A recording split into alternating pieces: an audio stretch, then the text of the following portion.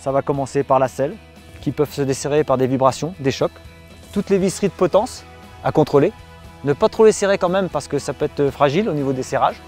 Contrôler tout ça, avant, arrière, les serrages de frein, c'est-à-dire d'étrier de disque, les vis de dérailleur. Contrôlez toutes vos visseries de plateau. Ces visseries-là, c'est très important. Elles ont tendance à se dévisser assez facilement. Visserie de porte-bidon, toutes les visseries apparentes sur le vélo.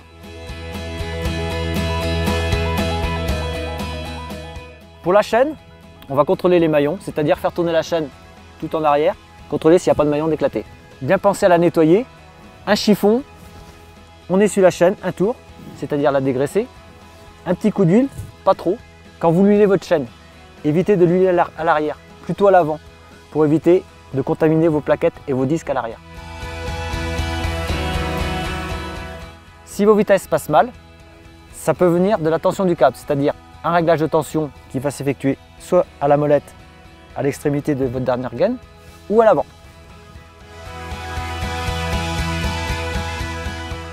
Un pneu pour la boue sera un pneu avec des gros crampons espacés. Un pneu pour le sec sera avec des crampons beaucoup plus petits et plus rapprochés. La pression des pneus va s'adapter au terrain. Terrain boueux, on va enlever un petit peu de pression pour avoir plus d'adhérence. Sur un terrain un peu plus cassant, style caillou, rocher, on mettra un petit peu plus de pression. Les pressions vont se situer entre 1,8 kg et 2,2 kg.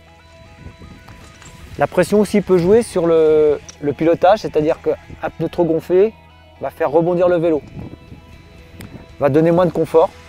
Donc un pneu sous-gonflé donnera plus de confort et plus d'adhérence.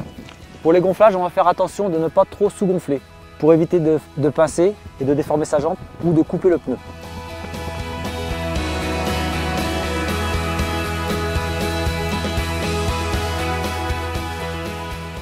Pour pallier aux petits problèmes techniques qui vont survenir pendant la rando, 2 chambres à air, une attache rapide de chaîne, une pompe, mini-pompe de préférence pour qu'elle ne prenne pas de place, un outil multifonction avec des clés Allen, un petit tournevis, un dérive-chaîne. Pour ce qui est des chambres à air, si vous n'avez plus trop de place, allez mettre dans votre sacoche. Un petit astuce, l'attacher avec des Chatterton sur la tige de selle, comme ceci, ou encore à l'avant.